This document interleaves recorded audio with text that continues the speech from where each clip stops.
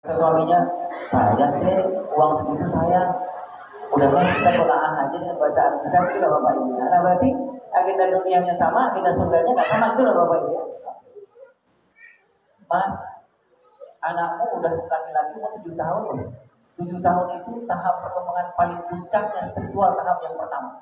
Jadi anak 7 tahun laki-laki itu akan mengcopy paste cara-cara ayahnya beragama. Jadi kalau gitu mas, kamu harus secapek apapun, kamu harus pergi ke masjid sholat subuh. Bawa anak laki-lakinya. Nah, gitu loh Bapak Ibu. Jadi kalau ini bisa dilakukan oleh suami, berarti agenda dunianya sama, agenda surganya sama. Yang kedua yang perlu kita periksa Bapak Ibu adalah masihkah kita serumah dan sejiwa. Serumah dan sejiwa itu maksudnya adalah masih kita bertemu setiap hari secara fisik, tapi jiwa kita juga bertemu gitu lah ya.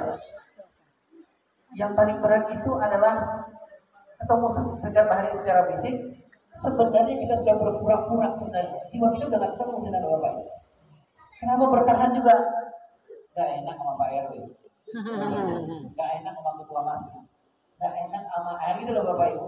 Jadi bertahan. Kenapa bertahan? Gitu ya. Kenapa bertahan? Ya sebenarnya lelah ayah Irwan. Tapi gimana? Ya itu tadi. Kami sebenarnya serumah, tapi udah gak sejiwa sebenarnya gitu loh Bapak. Ya. Nah, dua hal ini yang perlu kita bereskan juga, perlu kita benahi juga sebelum kita membenahi anak-anak kita nanti di program Ramadan. Yang terakhir adalah benahi relasi pengasuhan. Ibu dan bapak sudah melakukan hal ini, misalnya menyepakati pola itu disepakati, membangunkan anak disepakati polanya. Itu Bapak Ibu ya. Jadi jangan pola membangunkan anak, jangan pola bapak, jangan pola ibu, tapi sepakati pola Islam itu seperti apa aja ya Bunda ya. Kalau pola bapak dan pola ibu, khawatirnya kalau anak-anak sampai 7 tahun, dia cinta dirinya nggak terbangun gitu loh Bapak Ibu.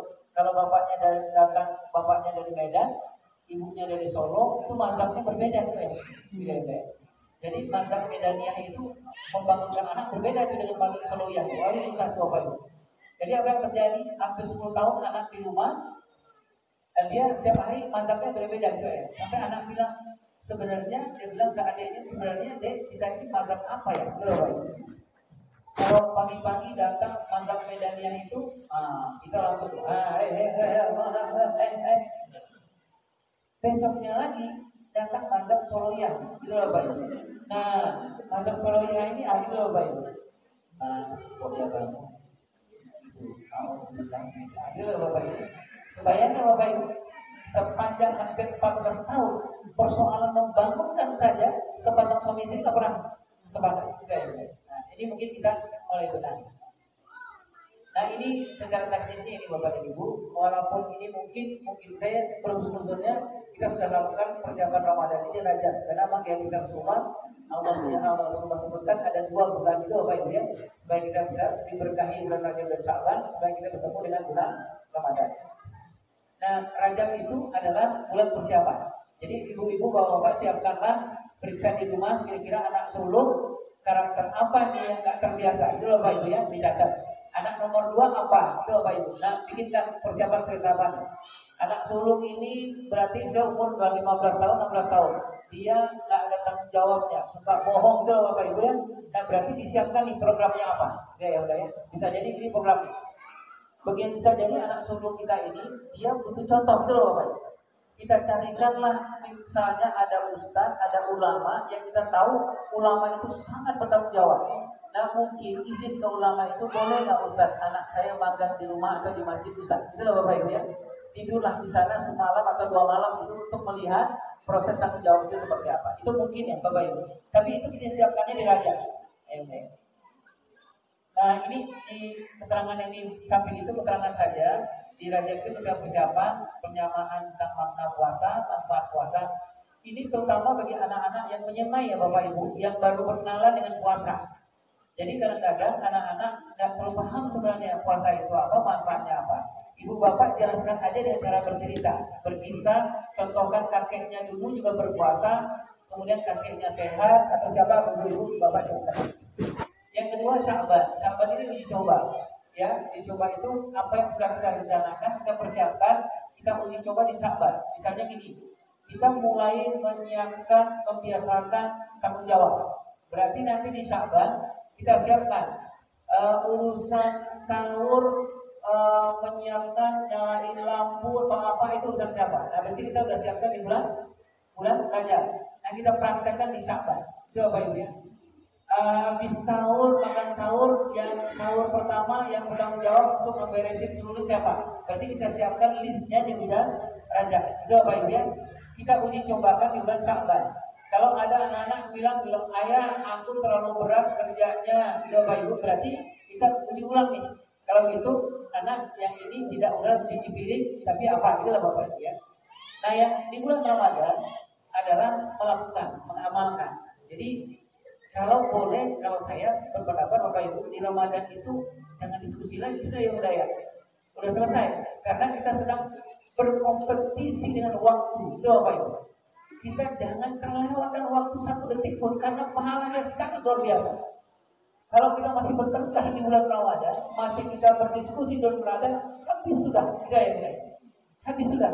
Kita bilang sama ayahnya, ya Allah ya, anakmu di sana sampai 7 tahun dia pengen banget telinganya, pendengarannya itu menyimpan ada bapaknya baca Al-Quran setiap hari.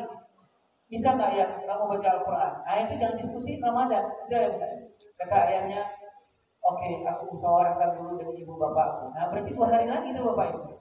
Ibu bapaknya di kampung, harus telepon dulu udah ya. Nah udah lewat 3 hari. Udah, pahala udah selesai tuh bapak ibu. Nah itu baru persoalan baca Al-Quran. Ayah dan bunda yang berkah itu intinya. Ini contoh saja ayah bunda, ya Allah berkahilah kami di bulan Rajab dan Sya'ban, setelah sampaikanlah kami di bulan Ramadan. Nah ini Rajab Sya'ban persiapannya, karena Rajab itu sudah lewat, saya harus nuzul bahwa Bapak Ibu sudah melakukan ini, penyamaan makna, manfaat mengamal puasa, pengkondisian rumah. Kondisian rumah itu apa ya? Anak-anak kalau mau sampai 7 tahun ada 3 yang perlu kita periksa tuh Bapak Ibu ya, menyiapkan akal, menyiapkan jasadnya, menyiapkan rohaninya, tidak ya bunda ya? Misalnya kalau akal itu tanya ke anak-anak, abang pernah dengar nggak puasa itu apa? Nanti anak-anak umur 7 tahun, 8 tahun bilang, aku pernah dengar, kata puasa itu kan perut kita kempes ya Bu. Terus perut kita nggak boleh ada gelembung-gelembungnya, ada bengkak-bengkaknya. Kenapa? Karena kita nggak makan. Nggak apa-apa. Pengertiannya baru segitu ya Bapak dan Ibu ya. Seperti apa yang Bapak Ibu ya, kalau saya pernah melakukannya apa ya, undang apa ya, periksa kesehatan gratis ya Bapak Ibu. Tadi udah ya Bapak Ibu. Untuk gratis, terutama bagi anak-anak yang sedang latihan puasa. Sudah selesai. Selanjutnya tidak tanggung. Saya lihatkan aja selanjutnya Bapak Ibu kalau sudah selesai.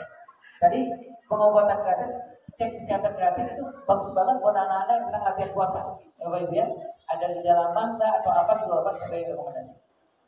Baik, karena waktu sudah habis saya bacakan saja Bapak Ibu. Sya'ban itu uji coba rencana-rencana yang sudah kita lakukan, kemudian melakukan perbaikan, penambahan dan kekurangan. Ramadan itu melakukan, ya Ramadan itu tokles dumor, jangan banyak lagi ngomong, tapi sudah harus melaksanakan saja. Kemudian proses yang kedua adalah ini proses teknis. Jadi kebiasaan baik, ambil contoh misalnya tadi apa? Kontrol diri ya Bapak Ibu juga tadi. Bagaimana caranya membentuk kontrol diri itu? Prosesnya 3 itu Bapak Ibu, yang hurufnya jingga itu, yang hurufnya orange itu. Ngasih tahu dulu kontrol diri itu apa, karena lewat bercerita Rasulullah SAW kontrol diri itu seperti apa, ceritakan. Kemudian yang kedua namanya feeling itu yakinkan. Itu apa itu? Yakinkan itu maksudnya adalah kontrol diri itu dilaksanakan bareng sama anak-anak kita. Jadi ketika dia bilang ketika ada cendol yang enak, kue yang enak, itu bukan punya dia, kita latihkan pada anak kita. Saya ambil contoh ya Bapak Ibu. Ini contohnya agak tidak di bulan Ramadan. Alhamdulillah Allah mudahkan saya bantu beberapa lembaga negara di negara kita ini. Terakhir saya bantu lembaga negara urusan nama korupsi. Dan saya bukan di urusan penangkapannya, tapi lebih urusan preventif. Jadi uji coba kita nih Bapak Ibu. Ini seorang ayah Bapak Ibu ya. Ini dia lagi main laptop, saya ngetik. Ini ada minumnya air putih. Anaknya lagi lari capek, kemudian anaknya datang ke sini ngambil air minum. Bapak Ibu. Bapaknya, nah satu presiden kami, bapaknya diam. Hampir 15 kali, 20 kali kurang ajar loh. bentuk yang seperti ini, bapaknya diam saja. Di dalam penelitiannya yang dilakukan di negara yang lain bertahun-tahun, ini bapak ini akan anak itu sedang dikuatkan embrio menjadi seorang koruptor kelak kemudian hari itu bapak ini. Jadi bagaimana kita coba lagi bapak ibu, ini seorang ayah, kemudian ada minum, anaknya lari-lari, kemudian diambil minum ayahnya, sama ayahnya diurus, itu bapak ibu. Maaf nak, ini minum siapa? Itu kan minum ayah. Kalau minum ayah punya kamu apa tidak? Itu bukan punya aku. Jadi kalau gitu gimana nak? Ya aku bukan boleh minum. Tapi kalau aku boleh minum gimana caranya? Gimana caranya?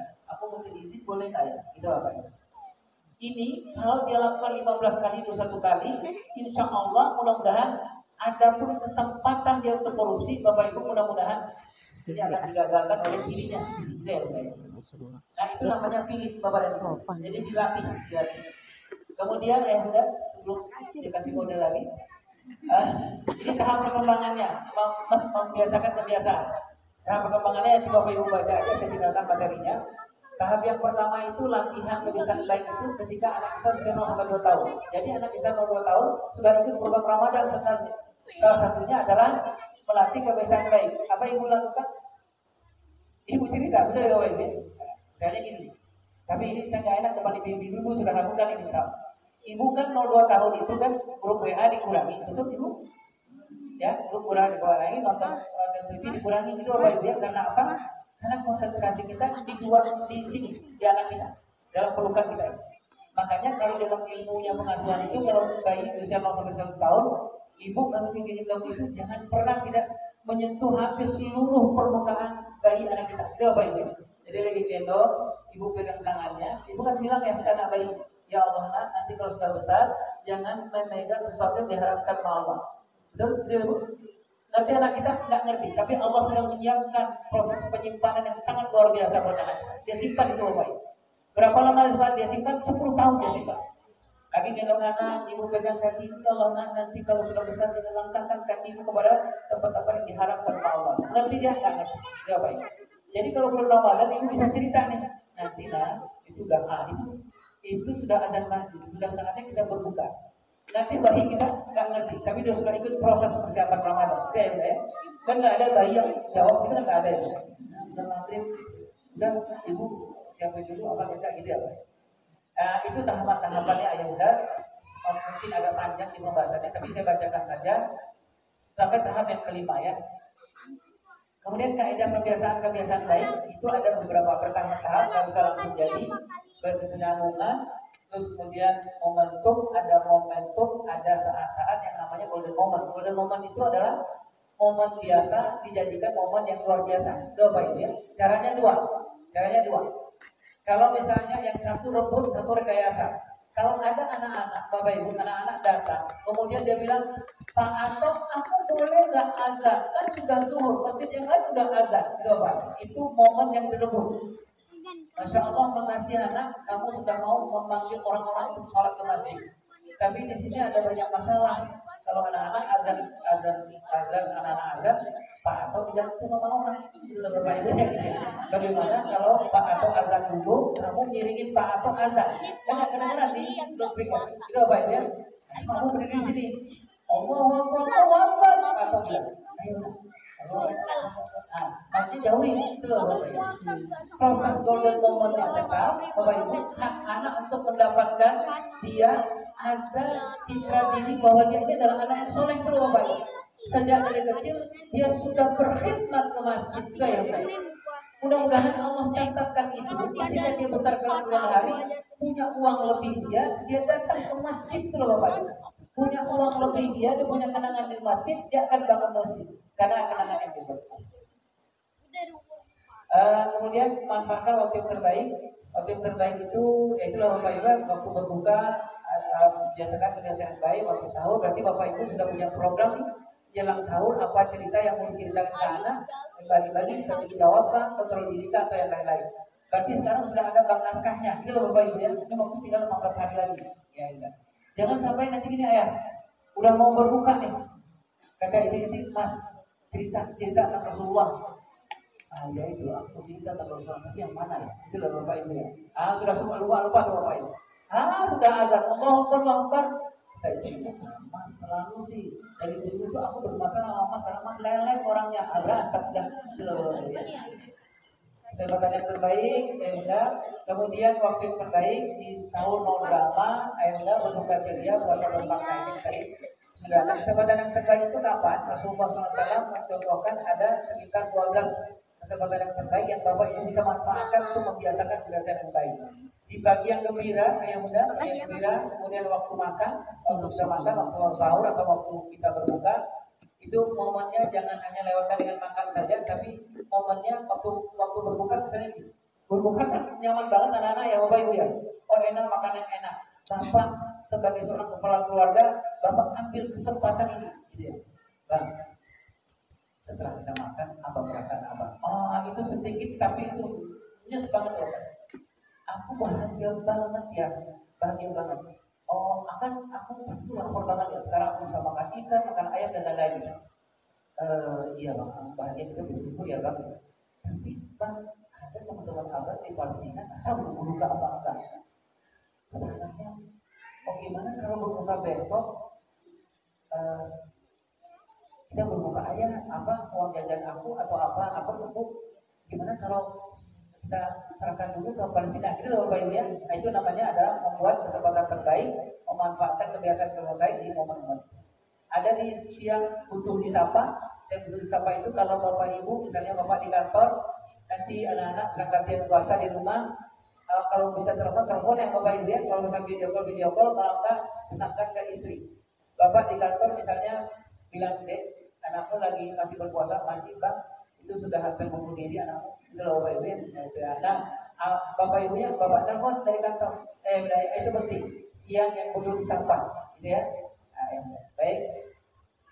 Ini ada dalam perjalanan itu anak-anak misalnya dari masjid ke rumah, dari rumah ke masjid itu perjalanan itu yang baik, atau dalam kegiatan-kegiatan yang baik.